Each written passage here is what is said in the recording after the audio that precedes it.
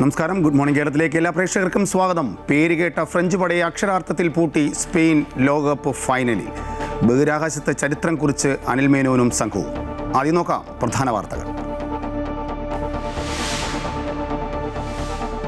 ഫ്രാൻസിനെ എതിരില്ലാത്ത 2 ഗോളിന് തകർത്ത് സ്പെയിൻ ലോകകപ്പ് ഫൈനലിൽ. സ്പെയിൻ ലോകകപ്പ് ഫൈനലിലെത്തുന്നത് ഇത് 2ാം തവണ. സെമിയിൽ ഫ്രാൻസിൻ്റെ തോൽവി 4ാം തവണ. ഇംഗ്ലണ്ട് അർജന്റീന 2ാം സെമി രാത്രി 12:30.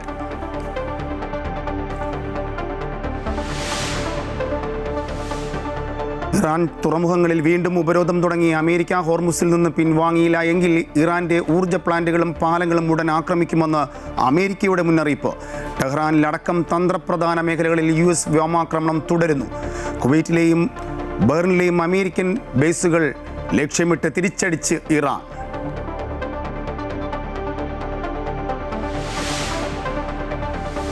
ആസൂത്രണ ബോർഡിലെ നിയമന തട്ടിപ്പിലെ അന്വേഷണം വേഗത്തിലാക്കി ക്രൈംബ്രാഞ്ച്. ചോദ്യപേപ്പറും ഉത്തര സൂചികയും ഉത്തര പേപ്പറും അടക്കം കൈമാറണമെന്നാവശ്യപ്പെട്ട് PSCക്ക് കത്ത് നൽകി. മറ്റു 10 വകുപ്പുകളിലെ നിയമന തട്ടിപ്പ് ആരോപിച്ചുള്ള പരാതികൾ കൂടി ക്രൈംബ്രാഞ്ചിന്റെ അന്വേഷണ പരിധിയിലേക്ക്.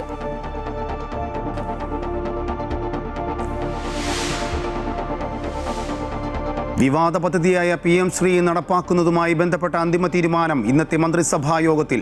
കരിക്കുലം, സ്കൂളുകളുടെ തെരഞ്ഞെടുപ്പ് എന്നിവയിൽ സംസ്ഥാന താൽപ്പര്യം നിലനിർത്തി മുന്നോട്ടു പോകാൻ നീക്കം. കേന്ദ്ര പദ്ധതി നടപ്പാക്കുന്നതിലെ നിബന്ധനകളിലും അതിവേഗ റെയിൽപാതയിലും നിർണായക ചർച്ചകൾ.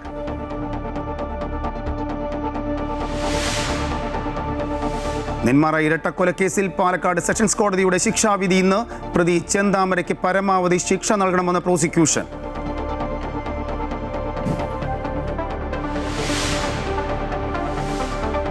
ബഹിരാകാശത്ത് ചരിത്രം കുറിച്ച് മലയാളിയായ അനിൽ മേനോനും സംഘവും. നിലയത്തിൽ പ്രവേശിച്ചത് പുലർച്ചെ 2 മണിക്ക്. 8 മാസത്തെ ദൗത്യത്തിന് ശേഷം സംഘം മടങ്ങിയെത്തുക അടുത്ത വർഷം ഏപ്രിലിൽ. നമുക്ക് ഒരുപക്ഷേ എന്താ പറയുക, ഒരു ഭാഗത്തിൻ്റെ ഒരു ടീമിൻ്റെ അല്ലെങ്കിൽ ഒരു ആരാധകരുടെ സ്വപ്നം പൊലിഞ്ഞു. മറ്റുള്ളവർക്ക് ഒരു സ്വപ്ന സാക്ഷാത്കാരത്തിലേക്കുള്ള ഒരു യാത്ര. എങ്ങനെയായിരുന്നു നമുക്ക് ഇന്നലെ ഈ അർദ്ധരാത്രിയിലെ കളിയെ ഒരു പെട്ടെന്ന് വിലയിരുത്താൻ കഴിയുന്നത് എങ്ങനെയാണ്? ഡാലസിലായിരുന്നു ഇന്നലെ മത്സരം.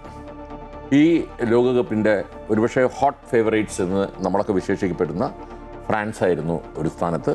മറ്റൊരു ഭാഗത്ത് യൂറോപ്യൻ ചാമ്പ്യൻ സ്പെയിനുമായിരുന്നു. അതുകൊണ്ട് തന്നെ നമുക്ക് മത്സരം തുടങ്ങുന്ന മുമ്പേ ഈ മത്സരത്തെപ്പറ്റി നല്ലൊരു ധാരണയുണ്ടായിരുന്നു. വളരെ നല്ലൊരു മത്സരം തീർച്ചയായും ഡല്ലസിൽ കാണും. അതുതന്നെ സംഭവിച്ചു. മത്സരം തുടങ്ങി. നേരത്തെ ഇപ്പോൾ രാജേഷ് സൂചിപ്പിച്ചതുപോലെ ഫ്രഞ്ചിൻ്റെ ആക്രമണത്തോടു കൂടിയാണ് തുടങ്ങുന്നതെങ്കിലും പക്ഷേ ഇന്നലത്തെ മത്സരത്തിൽ ഒരാകെ വിലയിരുത്തുമ്പോൾ ഇപ്പോൾ എംബാപ്പയ്ക്കായാലും ഡംബലിലേക്കായാലും റാബിയോട്ടിനായാലും ഒലീസയ്ക്കായാലും ശരിക്കും അവരുടെ ഒരു താളമുണ്ട്. ആ താളത്തിലേക്ക് എത്താൻ പറ്റിയോ എന്ന് എല്ലാവരും ഇപ്പോൾ നെറ്റിച്ചുളിക്കുന്നുണ്ട്. അതിൻ്റെ റിസൾട്ടാണ് നമ്മൾ അവസാനം കാണുന്നത്. നമുക്കെല്ലാവർക്കും അറിയാം 2010 കപ്പ് നേടിയതാണ് സ്പെയിൻ. അതിനുശേഷം സ്പെയിനിൻ്റെ തന്ത്രങ്ങളൊന്നും ഫലിച്ചില്ല. തിരിച്ച് ഒരുപാട് വർഷത്തേക്ക് കാത്തിരിക്കേണ്ടി വന്നു സ്പെയിനിന്.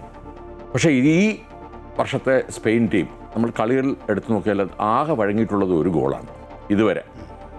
ആ ഗോളിന് ശേഷം അവർ വളരെ ഉണർന്ന് പിന്നെ കളിച്ചത് കൊണ്ടാണ് സ്പെയിനിന് അവരുടെ തനതായ ശൈലിയിൽ ഇപ്പോൾ കളി കണ്ട എല്ലാവർക്കും അറിയാം. ചെറിയ പാസോടുകൂടി പെട്ടെന്നുള്ള ഒരു പ്രത്യാക്രമണം, അതാണ് സ്പെയിനിൻ്റെ തന്ത്രം. ആ തന്ത്രം പൂർണ്ണമായി ഫൗണ്ടെ ഇന്നലെ നടപ്പിലാക്കി തൻ്റെ കുട്ടികളെ കൊണ്ടെന്നുള്ളതാണ്. മറുഭാഗത്ത് ദശാംസ് എന്ന് പറയുന്ന ഒരു പരിചയസമ്പന്നനായ, ഒരുപക്ഷെ ഇന്ന് യൂറോപ്യൻ മേഖലയിൽ കാണുന്ന ഏറ്റവും ഉന്നതനായ ഒരു കോച്ചിൻ്റെ കീഴിൽ എന്തു പറ്റി ഫ്രാൻസിന് എന്നാണ് ഇപ്പം എല്ലാവരും ചർച്ച ചെയ്യുന്ന പ്രധാന വിഷയം. എല്ലാവരും ഒരു അമിത പ്രതീക്ഷ എംബാപ്പയിൽ കൊടുത്തോ? അതോ ഡംബലിലേക്ക് ഇന്നലെ ലക്ഷ്യം കാണാൻ പറ്റിയില്ലയോ? ഒലീസ കളം നിറഞ്ഞ് കളിക്കുന്നതാണ് ഒലീസ. ഒരുപക്ഷെ എനിക്ക് തോന്നുന്നു യൂറോപ്പിലെ അല്ലെങ്കിൽ ഇപ്പോൾ ലോക ഫുട്ബോളിലെ ഏറ്റവും ഉന്നതനായ ഒരു മധ്യനിരക്കാരൻ ആരാണെന്ന് ചോദിച്ചാൽ നിസ്സംശയം എല്ലാവർക്കും പറയാൻ കഴിയുന്ന ഒരാളാണ് ഒലീസ. ഒലീസയ്ക്കും ഇന്നലെ എന്ത് പറ്റി എന്ന് അറിഞ്ഞൂടാ. ആദ്യ ലെവലിൽ ബാർക്കോളെ ഇന്നലെ ഉൾപ്പെടുത്തിയപ്പോൾ തീർച്ചയായും നമ്മൾ പ്രതീക്ഷിച്ചത് അവരുടെ തന്ത്രങ്ങൾ അറ്റാക്ക് എന്നുള്ള രീതിയിൽ തന്നെയാണ്. പക്ഷേ വേണ്ടവണ്ണം കിട്ടിയോ? അതിൻ്റെ ബോഡി ലാംഗ്വേജ് നമുക്ക് എംബാപ്പയിൽ കാണാനും കഴിഞ്ഞു. അവസാനം ഗോൾ കീപ്പർ അടുത്ത് പോലും പോയിട്ട് ഒരു ഗോൾ കീപ്പർ ജസ്റ്റ് ഒന്ന് പുഷ് ചെയ്യുന്ന പോലും ഒരിക്കലും എംബാപ്പയുടെ ഭാഗത്തു നിന്നുണ്ടാവാത്തത് സംഭവിച്ചത് അത് നിരാശയാണ് കളിയിൽ. പക്ഷേ ഈ കളി അല്ലെങ്കിൽ ഈ ലോകകപ്പിൽ ഒരുപാട് പിന്നെ ആഗ്രഹം പുലർത്തിയിരുന്നതാണ് ഫ്രഞ്ച് പട. ഇത്തവണ കപ്പ് നേടാമെന്നുള്ള ഉത്തമ വിശ്വാസത്തിലെത്തിയ ടീമിന് ഡാലസിൽ ഇന്നലെ സ്പെയിനിന് മുമ്പിൽ കീഴടങ്ങേണ്ടി വന്നതാണ് രാജേഷ് പ്രധാനമായ വിഷയം. ഈ ചേട്ടൻ പറഞ്ഞതുപോലെ അതായത് ഫ്രഞ്ച് പടയുടെ ആ മുന്നേറ്റം തടുക്കാൻ സ്പെയിനിന് കഴിഞ്ഞു എന്ന് തന്നെയാണ്. അതായത് നേരത്തെ സൂചിപ്പിച്ചതുപോലെ കൃത്യമായ ഒരു ഹോംവർക്ക് നടന്നിരിക്കുന്നു എന്ന് തന്നെയാണ്. എംബാപ്പയ്ക്കൊന്നും അനങ്ങാൻ പറ്റിയില്ല. അവരെ പ്രതിരോധ ഉക്രൈനിൽ പോലെയുള്ള ഒരു പ്രതിരോധ നിരയെ അവർക്ക് എന്തുകൊണ്ട് മറികടക്കാൻ കഴിഞ്ഞില്ല? അപ്പോൾ അവിടെ ഫ്രഞ്ച് പടയുടെ ഒരു ഗെയിം പ്ലാൻ അവിടെ നഷ്ടപ്പെട്ടു എന്ന് തന്നെയല്ലേ. തുടക്കത്തിലെ അവരൊന്ന് പതറിയെന്ന് തന്നെയാണ്. ആ ഒരു പെനാൽറ്റി വന്നതിന് ശേഷം ആ പെനാൽറ്റിക്ക് എന്തുകൊണ്ട് അത് ഒരു റീടേക്ക് അല്ലെങ്കിൽ ഒരു വാറിലേക്ക് പോകാത്ത എന്തുകൊണ്ടായിരുന്നു അത്? തീർച്ചയായിട്ടും ഈ ഫുട്ബോളിൻ്റെ നിയമം അനുസരിച്ച് ഡിക്കകത്ത് വെച്ച് ഒരു ഫൗൾ എന്ന് പറഞ്ഞാൽ തീർച്ചയായും അത് പെനാൾട്ടി. മാത്രമല്ല ലാസ്റ്റ് മാനാണ്. ഇപ്പോൾ നമ്മളൊക്കെ ഇവിടെ പ്രതീക്ഷിച്ചിരുന്നത്, ഞാൻ ഫ്രഞ്ചിനെ മാത്രം കുറിച്ച് സംസാരിച്ചോളൂ നേരത്തെ. സ്പെയിനിനെ കുറിച്ച് പറയുമ്പോൾ സ്പെയിനിൻ്റെ ഏറ്റവും മുന്തിയ താരം എന്ന് പറയുന്നത് നമുക്കെല്ലാവർക്കും അറിയാം, അവരുടെ 19-ാം നമ്പർ യമാലിനെ ഫൗൾ ചെയ്തതിനാണ് ഇന്നലെ ലഭിച്ച പെനാൾട്ടി. അത് നമ്മൾ ശ്രദ്ധിച്ചറിയാം, കുർക്കുറയുടെ ഒരു ക്രോസ് അത് കൃത്യമായ എയറിൽ ചാടി ശരിക്കും രണ്ടുപേരും അവരല്ല, ഡൈനും അതുപോലെ തന്നെ യമാലും രണ്ടുപേരെയും അടുത്തടുത്ത് കാണുന്നില്ല. രണ്ടുപേരും ബോളിലാണ് നോക്കുന്നത്. നമുക്ക് കളി ശ്രദ്ധിച്ചാൽ അറിയാം, ബോൾ വരുമ്പോൾ ശരിക്കും അതൊരു പക്ഷേ ഫൗളല്ലെങ്കിൽ തീർച്ചയായും യമാലിൻ്റെ ഒരു ഹാൻഡ് ബോളായി ചിലപ്പോൾ മാറാമായിരുന്നു. കയ്യിലാണത് തട്ടുന്നത്. അത് എംബാപ്പെ വന്ന് റഫറിയോട് പിന്നെ കയർക്കുന്നതും നമുക്ക് കാണാം. അതാണ് ആദ്യം സംഭവിച്ചതെന്നൊക്കെ. ഓക്കെ, ഞാൻ ഇടപെട്ടെന്ന് ചോദിച്ചോട്ടെ, ആ ഡി കോർട്ടിനകത്ത് വരുന്ന സാധാരണ ഫൗളുകൾ പെനാൽറ്റിയിലേക്കാണ് അവസാന മാനാണെങ്കിൽ തീർച്ചയായും. പക്ഷേ ഇന്നത്തെ ആ റീപ്ലേയിൽ ചേട്ടന് എങ്ങനെ അത് തോന്നിയിരുന്നു? കാരണം വെച്ചാൽ ബോൾ പാസ് ചെയ്ത് കഴിഞ്ഞിരിക്കുന്നു, അതിനുശേഷമാണ് കാല് വന്ന് കൊള്ളുന്നത് തന്നെ. അതായത് പർപ്പസ്ഫുള്ളി ഒരു ഫൗളാണെന്ന് കമന്റേറ്റേഴ്സ് പോലും അതങ്ങനെ പറയുന്നുണ്ട്. പക്ഷേ അതങ്ങനെ ഒരു വിധിയിലേക്ക് വരുമ്പോൾ സ്വാഭാവികമായി സെമി ഫൈനൽ എന്ന് പറയുമ്പോഴത്തേക്കും ഓരോ പിഴവുകളും ഭയങ്കര നിർണായകമാണല്ലോ. അല്ല, ഇവിടെ യമാൽ ലാസ്റ്റ് മാനാണ്. അപ്പോൾ യമാലിനെ കുറിച്ച് എല്ലാവർക്കും അറിയാം. അദ്ദേഹത്തിൻ്റെ കയ്യിൽ ആ പന്ത് കിട്ടിയാൽ തീർച്ചയായും അദ്ദേഹം ടാർഗറ്റിലേക്ക് നിറയൊഴിക്കും. ആ ഒരു ചാൻസിൽ ഒരു ഫൗൾ വന്നാൽ മാത്രമല്ല, ഈ ഫൗൾ എന്ന് പറയുന്നത് പർപ്പസ്ഫുള്ളി ഫൗൾ പോലെ തോന്നി. അത് എന്തുകൊണ്ടാണെന്ന് പറഞ്ഞാൽ ബോളില്ല, ആള് മാത്രം. യമാലിനെ ശരിക്കും പറയണമെങ്കിൽ ഡെയിൻ കാണുന്നില്ല. അതാണ് വാസ്തവം. രണ്ടുപേരും പരസ്പരം കാണുന്നില്ല. ആ മാനുഷിക പരിഗണന പോലും ലഭിച്ചില്ല എന്നുള്ളതാണ് ഈ ഡിക്കകത്തുള്ള ഫൗളിൻ്റെ പ്രത്യേകത. അതുകൊണ്ടാണ്. പക്ഷേ നമുക്ക് എല്ലാവർക്കും അറിയാം, ഇതുവരെ ഒയർസബാൽ എടുത്ത ഒരു പെനാൾട്ടി കിക്കും പാഴായിട്ടില്ല. അതുകൊണ്ട് തന്നെയാണ് അവരുടെ കോച്ച് ഉടൻ തന്നെ ഒയർസബാലിന് കിക്കെടുക്കാനുള്ള നിർദ്ദേശം നൽകിയത്. അത് അദ്ദേഹം കൃത്യമായി നിയോഗിച്ചു. നമുക്ക് എല്ലാവർക്കും അറിയാം, സൈമൺ എന്ന് പറയുന്ന ഒരു ഗോൾ കീപ്പറാണ് സ്പെയിനിനുള്ളത്. അതുപോലെ തന്നെ അതേ മികവിലുള്ളതാണ് മെഗ്നനാണ്.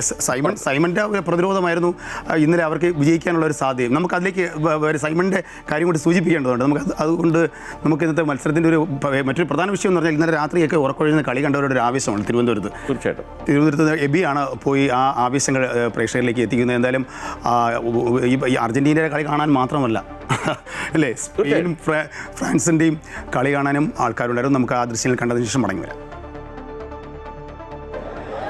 ആവേശകരമായിട്ടുള്ള മത്സരമായിരുന്നു. ആ മത്സരത്തിൻ്റെ ആവേശം മുഴുവൻ നമുക്കിവിടെ കാണാൻ കഴിഞ്ഞു എന്നുള്ളതാണ്. വലിയ സ്പെയിനിൻ്റെ ആരാധകർ വലിയ സന്തോഷത്തോടു കൂടി പോകുമ്പോൾ എംബാപ്പെ ഈ ഒരു ഫൈനലിൽ അദ്ദേഹത്തിൻ്റെ പോരാട്ടം അവസാനിപ്പിച്ചുകൊണ്ട് പോയിരിക്കുന്നു എന്നുള്ളത് തന്നെയാണ്. എന്തായാലും വലിയ ഓരോ നിമിഷവും ഗോൾ മുഖത്തേക്ക് ഇരച്ചാർക്കുന്ന സമയത്തെല്ലാം തന്നെ വലിയ രീതിയിലുള്ള ആവേശം തന്നെയാണ് ആരാധകരുടെ ഭാഗത്ത് ഒക്കെ തന്നെ ഉണ്ടായത് എന്നുള്ളതാണ്. എന്തായാലും മത്സരം എങ്ങനെ ഉണ്ടായിരുന്നു ശരിക്കും?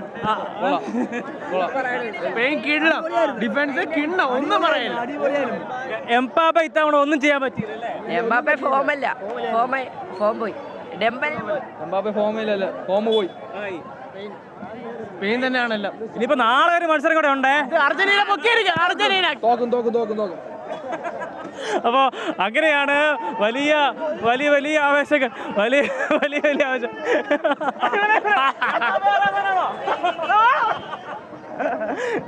അങ്ങനെ ഇത്തരത്തിലുള്ള കാഴ്ചകൾ കൂടി നമുക്കിവിടെ കാണാൻ കഴിയുന്നുണ്ട് എന്നുള്ളതാണ്. എന്തായാലും വലിയ ആവേശമുണ്ടായിരുന്നു ഈ മത്സരത്തിൻ്റെ മുഴുവൻ സമയങ്ങളിലും. ഓരോ ഘട്ടത്തിലും സ്പെയിനിൻ്റെ കളിക്കാർ ഈ ഫ്രാൻസിൻ്റെ കളിക്കാരുടെ കാലുകളിൽ നിന്നൊക്കെ ഇങ്ങനെ ബോൾ തട്ടിയെടുത്തുകൊണ്ട് പോകുന്ന സമയത്തൊക്കെ തന്നെ വലിയ രീതിയിലുള്ള ആവേശം, ഒപ്പം തന്നെ ഗോൾ മുഖത്തേക്ക് എത്തുമ്പോൾ അത് ഗോൾ അല്ലാതെ ആകുമ്പോൾ ഉള്ള ആ ഒരു വലിയ നിശ്വാസം ഒക്കെ തന്നെ നമ്മൾ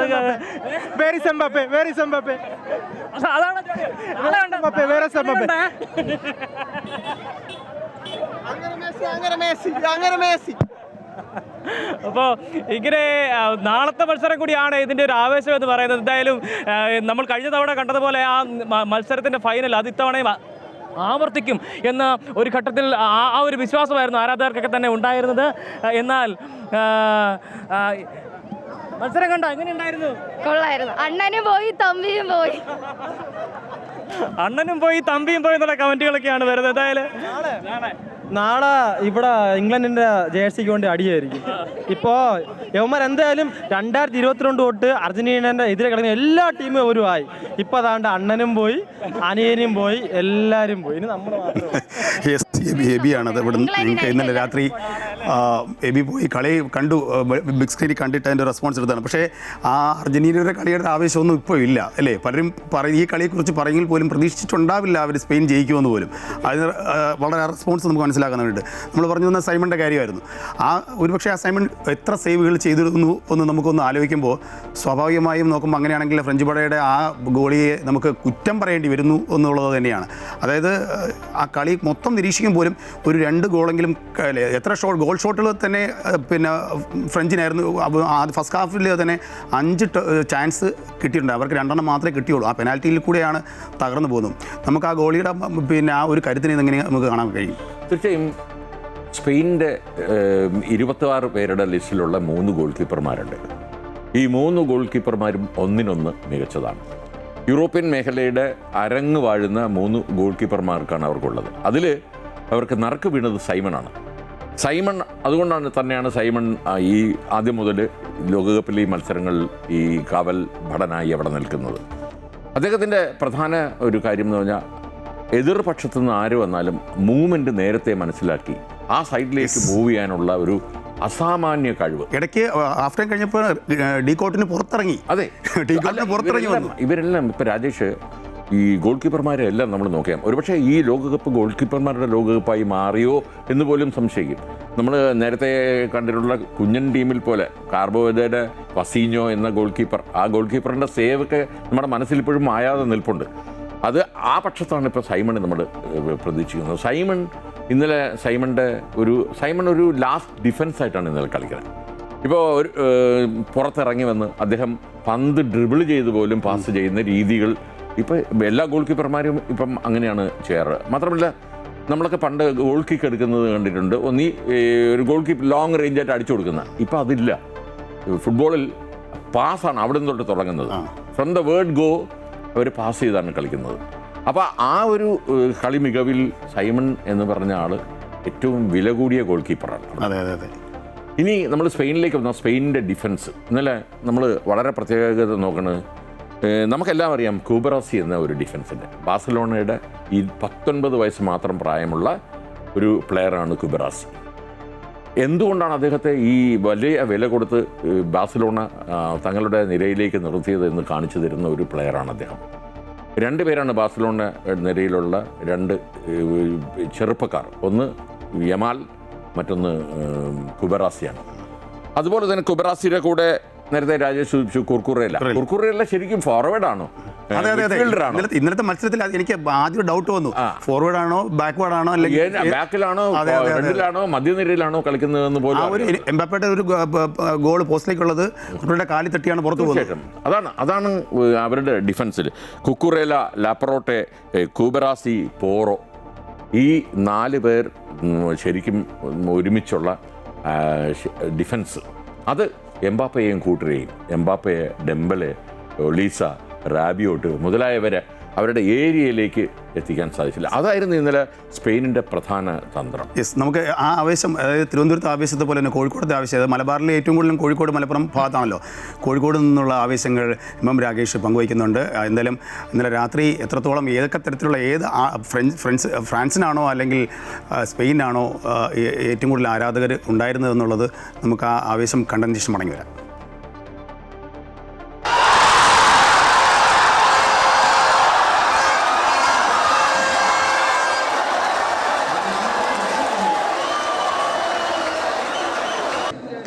ലോകകപ്പിൻ്റെ ആദ്യ സെമി ഫൈനലിൽ ഫ്രാൻസിനെതിരെ സ്പെയിൻ ശക്തമായ വിജയം നേടിയിരിക്കുകയാണ്. എങ്ങനെയുണ്ടായിരുന്നു കളി? എങ്ങനെയുണ്ടായിരുന്നു കളി? അടിപൊളിയായിട്ടുണ്ട്. അത് ഫ്രാൻസ് വിചാരിച്ച പോലെ കളിച്ചില്ല, സ്പെയിൻ അടിച്ചു പൊളിച്ച് കളിച്ചു. അടിപൊളി ഫൈനൽ. ഇംഗ്ലണ്ട് ആയാലും അർജന്റീന ആരായാലും കുഴപ്പമില്ല, സ്പെയിൻ അടിക്കും. അർജന്റീന കൊപ്പടിക്കില്ല. അർജന്റീന കള്ളക്കൈയാണ്. കള്ളക്കളി എന്ന് പറഞ്ഞു കഴിഞ്ഞാൽ കൈ തട്ട വേണ്ടല്ല, കാല് വെച്ച ഗോളല്ല. അത് അർജന്റീന കളി. ഈ കള്ളക്കളി യമാന പിള്ളേർ തൂക്കി നമ്മളെ ഫസ്റ്റ് കളി ഡ്രോ ആയപ്പോ എല്ലാവരും പുച്ഛിച്ച് തള്ളിനു. ഇപ്പൊ 5 ക്ലീൻ ഷീറ്റ് അടിച്ച് എന്തുകൊണ്ടാണ് ഇപ്പൊ കണ്ടില്ലേ? 8 മികച്ച അറ്റാക്ക, പൂജോ വട്ട പൂജോ. അതാണ് ഡിഫൻസ്, അതാണ് എന്ത് ഗോളി. കളി സാറായിരുന്നു, സ്പെയിൻ്റെ കളി സാറായിരുന്നു. അടിപൊളി അടിപൊളി. കളിക്കാർ ജയിച്ചേ, ഫ്രാൻസിന് കളിയില്ല. സ്പെയിൻ കളിച്ചു, ജയിച്ചു. Cup Spain. സ്പെയിൻ സൂപ്പർ കളി, സൂപ്പർ കളി. സ്പെയിന്റെ ഇതുവരെ ഉള്ളതിൽ വെച്ച് ഏറ്റവും നല്ല കളി. ഇവരെ ജയിക്കും. യെസ്, കോഴിക്കോടുള്ള ആവേശമായിരുന്നു നമ്മൾ കണ്ടത്. അവിടുത്തെ കമൻറ്റ് അതിൽ ഭയങ്കര ഇതുണ്ടായിരുന്നു. കാരണം സ്പെയിനെ അവർ ആവേശത്തോടെ മാനോളം ഉയർത്തുന്നെങ്കിൽ പോലും അവർ ഫ്രാൻസിനെ കുഞ്ഞാറ്റ് കുറച്ച് കാണുന്നില്ല എന്നുള്ളതാണ്. നല്ലൊരു മത്സരം കാണുക എന്നുള്ളത് തന്നെയായിരുന്നു ഇത്. നമ്മുടെ നേരത്തെ പറഞ്ഞു നിർത്തിയതുപോലെ ഈ ഫസ്റ്റ് ഗോൾ വന്നതിന് ശേഷം എംബാപ്പെ മൊത്തം ടീം അവർക്ക് ഡൗൺ ആയി. സാധാരണ ഇപ്പോൾ അർജന്റീന നമ്മൾ താരതമ്യം ചെയ്യുന്നില്ല എങ്കിൽ പോലും അർജന്റീനയുടെ ലാസ്റ്റ് കളി അറിയാമല്ലോ. അതിൽ നിന്നൊരു ലാസ്റ്റ് ലാപ്പിൽ അവർ കളി സമനില പിടിച്ച് നമ്മളൊരു ഫൈനൽ എക്സ്ട്രാ ടൈമിലേക്കോ പെനാൽറ്റിയിലേക്കോ പോകുമെന്ന് പ്രതീക്ഷിച്ചതിന് അപ്പുറത്തേക്ക് നിന്നാണ് ഒരു ഗോള് അവർ ആ എക്സ്ട്രാ ടൈമിൽ നേടി ജയിച്ചു വന്നത്. ഈ കളി നമ്മൾ തുടക്കത്തിൽ പലരും അല്ലെങ്കിൽ ആരാധകർ ഒരു മുൻവിധിയോടുകൂടിയാണ് കണ്ടത്. ഈ ഒറ്റ കളി എക്സ്ട്രാ ടൈമിലേക്ക് പോകില്ല, ഈ കളി ഇവിടെ കൊണ്ട് അവസാനിക്കുമെന്ന് പറയുന്നത്.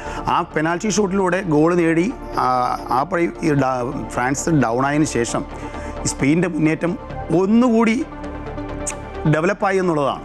തീർച്ചയായിട്ടും. അപ്പോൾ എന്തുകൊണ്ട് ഇത്രയും മികച്ച ഒരു ടീം ഫ്രാൻസിന് ടേക്ക് ഓഫ് ആയില്ല എന്നൊരു ചോദ്യമുണ്ട്. ഫസ്റ്റ് ഹാഫിൽ തന്നെ അടിച്ചെങ്കിൽ പോലും പിന്നെയും സമയം ഉണ്ടായിരുന്നു, ചാൻസുകൾ ഉണ്ടായിരുന്നിട്ട് പോലും അവർക്ക് അവിടെ നിന്ന് എന്തുകൊണ്ട് ഉയർത്തെഴുന്നേൽക്കാൻ കഴിഞ്ഞില്ല എന്നുള്ളതാണ്. ഇവിടെ ഞാൻ നേരത്തെ പറഞ്ഞു നിർത്തിയ ഡിഫൻസാണ് ഒരു പ്രധാന ഘടകം. അതിനുശേഷം നമ്മുടെ മധ്യനിരയിൽ നോക്കിയാൽ സ്പെയിൻ്റെ മധ്യനിര ഇന്നലെ വളരെ ഉണർന്ന് കളിച്ചു. അതിൻ്റെ ഒരു പ്രത്യാക്രമണമാണ്. പല ബോളുകൾ ത്രൂ ആയിട്ട് യമാലിന് കിട്ടുന്നു, അതുപോലെ ഒയർ സവാലിന് കിട്ടുന്നു. അങ്ങനെ കിട്ടുന്ന പറ്റില്ല. അവർ നിരന്തരം ഫ്രഞ്ചിൻ്റെ ഡിഫൻസിനെ അറ്റാക്ക് ചെയ്യുന്ന കാഴ്ച. നമ്മൾ സാധാരണക്കാരുള്ള കുണ്ടയുടെ പ്രകടനം ഇന്നലെ ഫ്രാൻസിൻ്റെ ഡിഫൻസിൽ കണ്ടോ? അതും സംശയമാണ്. അതുപോലെ തന്നെ സാലിബ ഇഞ്ചോർഡായി പുറത്തു പോകുന്നു നേരത്തെ തന്നെ. അവിടെയും ശരിക്കും ഒരു ചെറിയ തളർച്ച ഫ്രാൻസിന് വന്നോ എന്നൊരു സംശയമുണ്ട് പൊതുവെ. പിന്നെ ഡെയ്ജിന് ഈ ഫൗളിന് പെനാൾട്ടി കിട്ടുന്നു. അപ്പോൾ പൊതുവെ ആരുടെ ഡിഫൻസ് ഒന്ന് മങ്ങിപ്പോയോ? ആ ചാൻസ് മുതലെടുത്ത് സ്പെയിൻ നിരന്തരമായി അറ്റാക്ക് നടത്തി എന്നുള്ളതാണ്. നമ്മളിപ്പോൾ ബോൾ പൊസിഷനിൽ വലിയ വ്യത്യാസമില്ല, ഒരു 51-49% ഈക്വൽ ആയിരുന്നു, ഫൈറ്റിംഗ് ഈക്വൽ ആയിരുന്നു. പക്ഷേ കൃത്യമായി അവർക്ക് ഗോൾ അത് ഫിനിഷ് ചെയ്യാൻ പറ്റില്ല എന്നുള്ളത്. നമ്മളൊരു കാര്യം, സാധാരണ ഇന്നലത്തെ 2 ചാൻസ് ഡെംബലയുടെ ചാൻസ്, ഒപ്പം തന്നെ എംബാപ്പെ, സാധാരണഗതിയിൽ എംബാപ്പയ്ക്ക് കിട്ടുന്ന അതേ രീതിയിലുള്ള ചാൻസ് എംബാപ്പയ്ക്ക് ലഭിച്ചതാണ്. പക്ഷെ അദ്ദേഹത്തിൻ്റെ ഒന്നീ ഷോട്ടിന് താമസിച്ചു പോയോ, അല്ലെങ്കിൽ അത് വേണ്ടവണ്ണം വിനിയോഗിക്കാൻ കഴിഞ്ഞില്ലയോ, അത് ആണ് ഇന്നലെ ശരിക്കും ഫ്രാൻസിന്റെ പരാജയം. സ്പെയിൻ്റെ ഡിഫൻഡേഴ്സ് കൃത്യമായി എംബാപ്പയെ കൂട്ടിയെന്നുള്ളത് തീർച്ചയായിട്ടും അതങ്ങനെയാണ്. ചില ദിവസങ്ങളിൽ ഇപ്പോൾ എംബാപ്പയെ സംബന്ധിച്ചിടത്തോളം എംബാപ്പയുടെ ബോഡി ലാംഗ്വേജ് ഞാൻ നേരത്തെ സൂചിപ്പിച്ചു, അത് കണ്ടാൽ തന്നെ അറിയാം എംബാപ്പയ്ക്ക് ഇന്നലെ ഒന്നും ചെയ്യാൻ സാധിച്ചില്ല എന്നുള്ളത്. കളി തോറ്റതിന് ശേഷം അത് കറക്റ്റ് ഫേസിൽ ആ ബോഡി ലാംഗ്വേജ് ഉണ്ടായിരുന്നു. പക്ഷെ മറുഭാഗത്ത് 19 വയസ്സ് മാത്രം പ്രായമുള്ള യമാലിൻ്റെ ഒരു ആവേശം, അദ്ദേഹത്തിൻ്റെ ഒരു പ്രകടനം, ഇന്നലെ ഡിഫൻസിൽ വന്ന് അദ്ദേഹം സപ്പോർട്ട് ചെയ്യുന്നതും നമ്മൾ കണ്ടു. അതാണ് ക്യൂബറസിയും എംബാപ്പയും യാമലും തമ്മിലുള്ള ഒരു ശരിക്കും അണ്ടർസ്റ്റാൻഡിങ്. ഒരു ടീമിൽ കളിക്കുക, ആ ടീമിൽ നിന്ന് ആവേശം കൊണ്ട് ഡിഫൻസിലും അതുപോലെ തന്നെ മധ്യനിരയിലും അറ്റാക്കിലും ഒക്കെ പ്രാവീണ്യം കാണിക്കുക. അതാണ് ഇന്നലെ കണ്ടത്. സ്പെയിൻ ഒരു ടോട്ടൽ ഫുട്ബോൾ ഇന്നലെ കളിച്ചു. അതിൻ്റെ വിജയം സ്പെയിനിന് അവകാശപ്പെടാം. അങ്ങനെ രണ്ടാമത് ലോകകപ്പ് ഫൈനലിൽ എന്തായാലും ഇന്ന് രാത്രി കൂടെ ഉണ്ട്. ഏറ്റവും കൂടുതൽ ആരാധകരുള്ള ഒരു മത്സരമാണ് നടക്കുന്നത്. നമുക്ക് എങ്ങനെ പറയാൻ കഴിയും? അതെ, രണ്ട് പ്രഗത്ഭരായ കളിക്കാരെ നമ്മൾ ഇന്ന് കാണാൻ പോകുന്നുണ്ട്. ഒന്ന് ഹാരി കെയ്ൻ, ഇംഗ്ലണ്ട്, പക്ഷേ അദ്ദേഹത്തിൻ്റെ അവസാനത്തെ ലോകകപ്പായിരിക്കും. മറുഭാഗത്ത് സാക്ഷാൽ മിശിഹ എന്നെല്ലാവരും വിശേഷിപ്പിക്കുന്ന ലയണൽ മെസ്സി. ഈ രണ്ട് പേരായിരിക്കും സെൻറ്റർ ഓഫ് അട്രാക്ഷൻസ്. പക്ഷേ നമുക്ക് എഴുതി തള്ളാൻ പറ്റില്ല, ഇംഗ്ലണ്ട് അവർ വളരെ ഉണർന്ന് കളിക്കുന്ന ഒരു ടീമാണ്. ഇത്തവണത്തെ ഇംഗ്ലണ്ടിന് ഒരു പ്രത്യേകതയുണ്ട്. അവർ എല്ലാ മേഖലയിലും നല്ല ഒരു തുടക്കം അവർ കാഴ്ചവെച്ചിട്ടുണ്ട്. പ്രത്യേകിച്ച് ബോൾ പാസിങ്ങിൽ, അതുപോലെ തമ്മിലുള്ള അണ്ടർസ്റ്റാൻഡിങ്ങിൽ. അതൊക്കെ മറുഭാഗത്ത് ഏത് തളർച്ചയിൽ നിന്നും രക്ഷപ്പെട്ടു വരാൻ കഴിയുന്ന അർജന്റീന ടീം. അതാണ് ഇന്നത്തെ കളിയുടെ ഒരു പ്രത്യേകത. എന്തായാലും വളരെ നന്ദി ശ്രീകുമാരൻ. നേരം നമ്മൾ സൂചിപ്പിച്ചതുപോലെ ഇന്നത്തെ കളി വളരെ പ്രതീക്ഷയോടുകൂടി തന്നെയാണ് ആരാധകർ കാത്തിരിക്കുന്നത്. ഇതിൻ്റെ ഒരിരട്ടി കൂടിയായിരിക്കും ആ കളി കാണാനും. എന്തായാലും ലോകകപ്പിലെ രണ്ടാം സെമിയിൽ ചിരവേരികളായ അർജന്റീനയും ഇംഗ്ലണ്ടും തമ്മിൽ ഏറ്റുമുട്ടും. രാത്രി 12:30 മത്സരം. തോൽവി അറിയാതെ ഇരു ടീമുകളും തങ്ങളുടെ കരുത്ത് തെളിയിച്ചാണ് ഇത്തവണ സെമിയിൽ ഇടം പിടിച്ചിരിക്കുന്നത്. ആദ്യമായാണ് ഇതിഹാസ താരം മെസ്സി ഇംഗ്ലണ്ടിനെതിരെ കളത്തിലിറങ്ങുന്നത്. 24 വർഷങ്ങൾക്കിപ്പുറമാണ് ഇരു ടീമുകളും ലോകകപ്പിൽ വീണ്ടും മുഖാമുഖം വരുന്നത്. ലോകകപ്പ് ചരിത്രത്തിൽ ഇതുവരെ 5 തവണ ഇരുവരും ഏറ്റുമുട്ടിയപ്പോൾ 3 തവണ ജയം ഇംഗ്ലണ്ടിനൊപ്പമായിരുന്നു. തോൽവിയറിയാതെ ഇരു ടീമുകളും തങ്ങളുടെ കരുത്ത് തെളിയിച്ചാണ് ഇത്തവണ സെമിയിൽ ഇടം പിടിച്ചിരിക്കുന്നത്. ക്വാർട്ടർ ഫൈനലിൽ സ്വിറ്റ്സർലൻഡിനെതിരെ അധിക സമയത്തേക്ക് നീണ്ട കടുത്ത പോരാട്ടത്തിൽ 3-1 എന്ന സ്കോറിനാണ് ലയണൽ സ്കലോൺസ്കിയുടെ സംഘം വിജയം പിടിച്ചെടുത്തത്. ഇതിഹാസ താരം മെസ്സിയിൽ തന്നെയാണ് അർജന്റീനയുടെ പ്രതീക്ഷ. 20 വർഷത്തിലേറെയായി അർജന്റീന ടീമിനെ പ്രതിനിധാനം ചെയ്യുന്ന ലയണൽ മെസ്സി ഫിഫ ലോകകപ്പ് സെമി ഫൈനലിൽ ഇംഗ്ലണ്ടിനെ നേരിടുമ്പോൾ മറ്റൊരു ചരിത്ര നിമിഷത്തിനു കൂടിയാണ് സാക്ഷിയാകുന്നത്. 2 പതിറ്റാണ്ടിനിടെ മെസ്സി ഒരിക്കൽ പോലും ഇംഗ്ലണ്ടിനെതിരെ കളിച്ചിട്ടില്ല എന്നതാണ് ശ്രദ്ധേയം. എന്നാൽ ഇംഗ്ലണ്ട് ക്വാർട്ടറിൽ നോർവേയെയും പ്രീ ക്വാർട്ടറിൽ ആതിഥേയരായ മെക്സിക്കോയെയും പരാജയപ്പെടുത്തിയാണ് പോരാട്ടത്തിനെത്തുന്നത്. പരിശീലകൻ തോമസ് ടൂച്ചലിന്റെ കീഴിലിറങ്ങിയ ഇംഗ്ലീഷ് പട കരുത്തരായ നോർവേയെ 2-1 പരാജയപ്പെടുത്തിയാണ് സെമിയിൽ പ്രവേശിച്ചിരിക്കുന്നത്. കളിക്കളത്തിലെ ഇംഗ്ലണ്ടിന്റെ ഏറ്റവും വലിയ തുറുപ്പുചീട്ടുകൾ captain Harry Kane, Jude Bellingham, Declan Rice, Anthony Gordon എന്നിവരടങ്ങുന്ന കരുത്തുറ്റ ആക്രമണ മധ്യനിരയാണ്. 1966 സ്വന്തം മണ്ണിൽ ആദ്യമായി ലോകകപ്പ് ഉയർത്തിയതിനു ശേഷം മറ്റൊരു കിരീടത്തിൽ മുത്തമിടാൻ ഇംഗ്ലണ്ടിന് ഇതുവരെ സാധിച്ചിട്ടില്ല എന്നതാണ് അവരുടെ ദുഃഖം. എന്തായാലും ഫുട്ബോൾ ചരിത്രത്തിലെ ഏറ്റവും തീവ്രമായ വൈര്യങ്ങളിലൊന്നാണ് അർജന്റീനയും ഇംഗ്ലണ്ടും തമ്മിലുള്ള പോരാട്ടം. അത് ചരിത്രത്തിൽ ഇടം പിടിച്ച സംഭവങ്ങളായിരുന്നു. ഫോക്ലാൻഡ് യുദ്ധത്തിന്റെ രാഷ്ട്രീയ പശ്ചാത്തലത്തിൽ നടന്ന 1986 മെക്സിക്കോ ലോകകപ്പ് ക്വാർട്ടർ ഫൈനലാണ് ഈ ചരിത്ര പോരാട്ടങ്ങൾക്ക് തുടക്കം കുറിച്ചതും. വിവാദമായ ദൈവത്തിന്റെ കൈയെന്ന് പേരുകേട്ട ഗോളും പിന്നീട് നൂറ്റാണ്ടിന്റെ ഗോളെന്ന് വിശേഷിപ്പിക്കപ്പെട്ട മാന്ത്രിക ഗോളും പിറന്നത് മുമ്പ് ഇംഗ്ലണ്ടും അർജന്റീനയും തമ്മിൽ ഏറ്റുമുട്ടിയപ്പോഴായിരുന്നു. ടോട്ടൽ സെറ്റായ ഇരു ടീമുകളും സെമിയിൽ നേർക്കുനേർ പോരാടുമ്പോൾ ജയം ആർക്കൊപ്പമെന്നത് കാത്തിരുന്നു കാണാം. Sports desk, Amrita news. FIFA ലോകകപ്പ് 2026 ആവേശം കേരളം മുഴുവൻ പടരുമ്പോൾ ആരാധകരെ ആകർഷിച്ച് പുതിയ ട്രെൻഡായി മാറുകയാണ് ഫുട്ബോൾ തീം മുണ്ടുകളും ലുങ്കികളും. തൃശ്ശൂർ വടക്കാഞ്ചേരിയിലെ ഓട്ടുപാറയിൽ പ്രവർത്തിക്കുന്ന പുതുമ കളക്ഷൻസ് എന്ന വസ്ത്രശാലയിലാണ് ബ്രസീൽ, അർജന്റീന, പോർച്ചുഗൽ, സ്പെയിൻ തുടങ്ങിയ പ്രമുഖ ടീമുകളുടെ നിറങ്ങളിലുള്ള മുണ്ടുകളും ലുങ്കികളും വിപണിയിലെത്തിച്ചിരിക്കുന്നത്.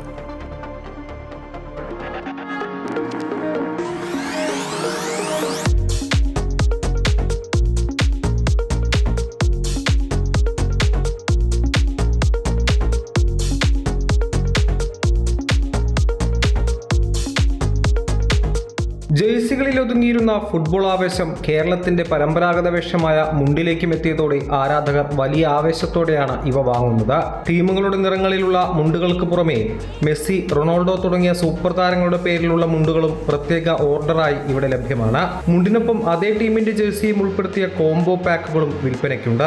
അർജന്റീന, ബ്രസീൽ, പോർച്ചുഗൽ, സ്പെയിൻ ടീമുകളുടെ തീമിലുള്ള വസ്ത്രങ്ങളാണ് നിലവിൽ കൂടുതലും സ്റ്റോക്ക് ചെയ്തിരിക്കുന്നതെങ്കിലും അർജന്റീനയുടെയും ബ്രസീലിന്റെയും ജേഴ്സികൾക്കാണ് ഏറ്റവും കൂടുതൽ ആവശ്യക്കാരെന്ന് സ്ഥാപനത്തിലെ ജീവനക്കാരനായ ഗിരീഷ് പറയുന്നു. ഈ പ്രാവശ്യം നമുക്ക് എല്ലാ ജേഴ്സികൾക്കനുസരിച്ച് മുണ്ടുകളും വന്നിട്ടുണ്ട്. അതായത് പ്രിന്റഡ് ജേഴ്സികൾക്കനുസരിച്ച് വെറൈറ്റി മുണ്ടുകളും എത്തിയിട്ടുണ്ടായിരുന്നു. ഇതിനനുസരിച്ച് ഓരോ ടീമിൻ്റെ മുണ്ടുകളും നമ്മൾ നല്ലപോലെ സെയിലായി. ഫിഫ 2026 സ്പെഷ്യൽ കളക്ഷൻ അവതരിപ്പിച്ച 5 ദിവസം മാത്രമാണ് ആയിട്ടുള്ളത്. ഇതിനകം തന്നെ നിരവധി ജേഴ്സികളും മുണ്ടുകളും വിറ്റഴിഞ്ഞു. കേരളത്തിന്റെ പരമ്പരാഗത വേഷത്തെ ലോക ഫുട്ബോളിന്റെ ആവേശവുമായി ചേർത്തിണക്കുന്ന ഈ പുതിയ പരീക്ഷണം ആരാധകർ ഇരുകൈയും നീട്ടിയാണ് സ്വീകരിച്ചിരിക്കുന്നത്. ലോകകപ്പ് മത്സരങ്ങൾക്കുള്ള ഒരുക്കത്തിൽ ജേഴ്സിക്കൊപ്പം ഇനി ടീം മുണ്ട് കൂടി മലയാളികളുടെ ആഘോഷത്തിന്റെ ഭാഗമാവുകയാണ്. അമൃത ന്യൂസ്, തൃശൂർ. കേരളത്തെ മുഴുവൻ നടുക്കിയ പാലക്കാട് നെന്മാറ ഇരട്ടക്കൊലപാതക കേസിൽ വിധി ഇന്ന്. ചെന്താമര എന്ന കൊടും കുറ്റവാളി നെന്മാറ പോത്തുണ്ടി സ്വദേശികളായ സുധാകരനെയും അമ്മ ലക്ഷ്മിയെയും കൊലപ്പെടുത്തി 1.5 വർഷമാകുമ്പോഴാണ് വിധി വരുന്നത്. പാലക്കാട് അഡീഷണൽ സെഷൻസ് കോടതിയാണ് വിധി പ്രസ്താവിക്കുന്നത്. വിവരങ്ങളുമായി ഹരീഷ് നാരായണൻ ചേരുന്നുണ്ട്. ഹരീഷ്, കേരളത്തെ നടുക്കിയ ഒരു കൊലപാതകം, അതിൽ ചെന്താമര കുറ്റക്കാരനാണെന്ന് കോടതി തന്നെ കണ്ടെത്തി. ഇന്നാണ് അതിൽ വിധി വരുന്നത്. തന്നെ തൂക്കിക്കൊന്നോളൂ എന്നാണ് ചെന്താമര പറയുന്നത്. അതേസമയം പ്രതിക്ക് കടുത്ത വധശിക്ഷ തന്നെ നൽകണമെന്നാണ് കുടുംബത്തിന്റെ ആവശ്യമല്ലേ? ഗോപിക, തീർച്ചയായും അതുതന്നെയാണ് കേരളത്തെ ഒന്നടങ്കം ഞെട്ടിച്ച, പാലക്കാടിനെയൊക്കെ ഞെട്ടിച്ച ഒരു ഇരട്ടക്കൊലപാതക കേസാണ് ഈ ഒരു ചെന്താമരയുടെ ആ കേസ് എന്നുള്ളത്. അതിൽ കടുത്ത ശിക്ഷ വേണമെന്ന് തന്നെയായിരുന്നു ഈ കുടുംബത്തിൻ്റെയും അതുപോലെ തന്നെ നാട്ടുകാരുടെയും ഒക്കെ ആവശ്യം. കാരണം വളരെ ബുദ്ധിമുട്ടിക്കൊണ്ട് 2 ദിവസത്തിന് ശേഷമാണ് ഈ ഒരു കൃത്യനിർവഹണത്തിന് ശേഷം 2 ദിവസത്തിന് ശേഷമാണ് ചെന്താമരയെ പിടികൂടിയത്. അത് ഈ ഒരു പോത്തുണ്ടിയിലുള്ള വനമേഖലയിൽ നിന്നും ഒരു മലയിടുക്കിൽ നിന്നുമാണ് അദ്ദേഹത്തെ പിടികൂടിയത് എന്നുള്ളതാണ്. അതുകൊണ്ട് തന്നെ വലിയ രീതിയിൽ ചർച്ചയായ ഒരു കേസ് കൂടിയാണ് ഈ ഒരു ചെന്താമരയുടെ ഒരു ഇതുമായി ബന്ധപ്പെട്ട ഈ ഒരു കൊലക്കേസ് എന്നുള്ളതാണ്. 2 പേരെയാണ് ചെന്താമര ജനുവരി 27, 2025 കൊലപ്പെടുത്തിയത്.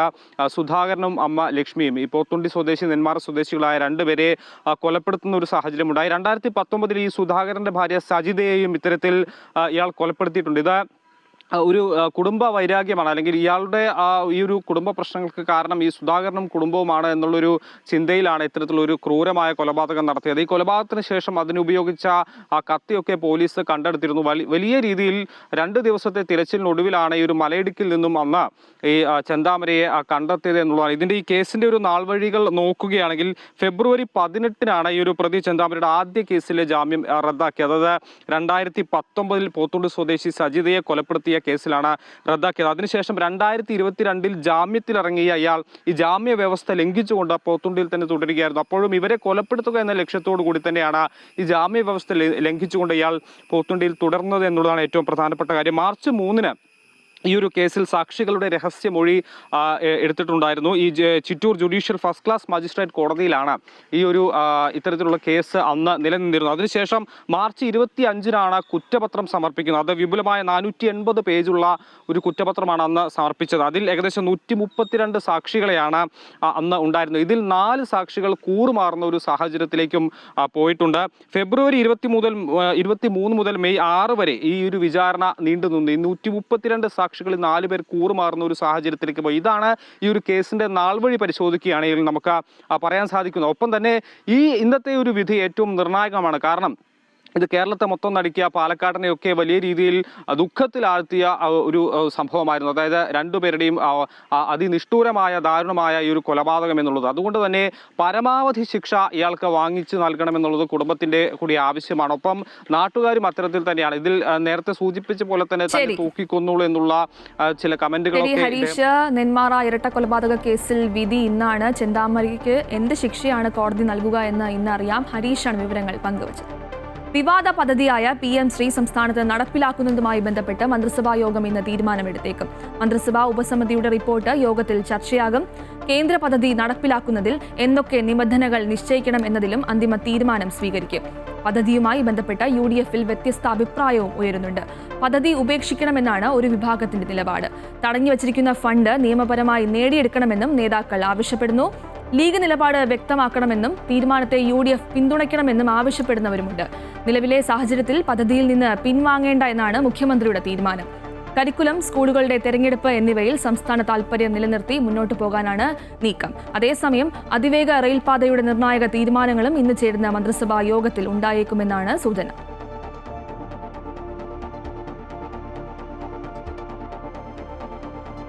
ആസൂത്രണ ബോർഡിലെ നിയമന തട്ടിപ്പിൽ അന്വേഷണം വേഗത്തിലാക്കി ക്രൈംബ്രാഞ്ച്. ചോദ്യപേപ്പറും ഉത്തരസൂചികയും ഉത്തരപേപ്പറും അടക്കം കൈമാറണമെന്നാവശ്യപ്പെട്ട് ക്രൈംബ്രാഞ്ച് കത്ത് നൽകി. ആസൂത്രണ ബോർഡിന് പുറമെ മറ്റ് 10 വകുപ്പുകളിലെ നിയമന തട്ടിപ്പ് ആരോപിച്ചുള്ള പരാതികൾ കൂടി ക്രൈംബ്രാഞ്ച് അന്വേഷണ പരിധിയിലുണ്ട്.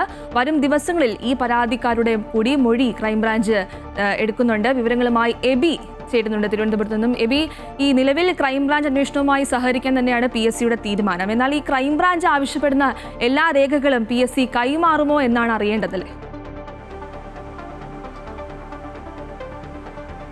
തീർച്ചയായും PSC അത് ഒരു ഭരണഘടനാ സ്ഥാപനമാണ്. അതുകൊണ്ട് തന്നെ അവർക്ക് കൃത്യമായ രീതിയിൽ ഇത്തരത്തിലുള്ള വിഷയങ്ങളിൽ സ്വന്തമായി തീരുമാനങ്ങൾ എടുക്കാൻ കഴിയും. ആ ഒരു പ്രയോറിറ്റി അവർ കൃത്യമായ രീതിയിൽ ഉപയോഗിക്കുകയും ചെയ്യും. കഴിഞ്ഞ കാലങ്ങളിലൊക്കെ തന്നെ നമ്മൾ കണ്ടത് അതുമായി ബന്ധപ്പെട്ട ഇത്തരത്തിലുള്ള ആരോപണങ്ങളൊക്കെ തന്നെ ഉണ്ടാകുമ്പോൾ എടുക്കുന്ന നിലപാട് ഈ വിധമാണ് എന്നുള്ളതാണ്. എന്തായാലും ഈ അന്വേഷണത്തോട് സഹകരിക്കുമെന്നുള്ളതാണ് കഴിഞ്ഞ ദിവസം വാർത്താക്കുറിപ്പിലൂടെ PSC വ്യക്തമാക്കിയത്.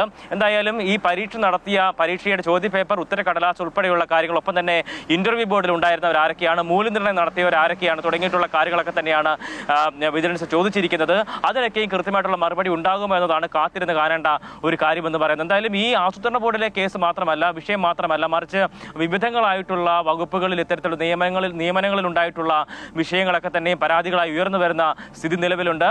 4 പേരുടെ മൊഴി ഇപ്പോൾ തന്നെ ക്രൈംബ്രാഞ്ച് രേഖപ്പെടുത്തിയിട്ടുണ്ട്.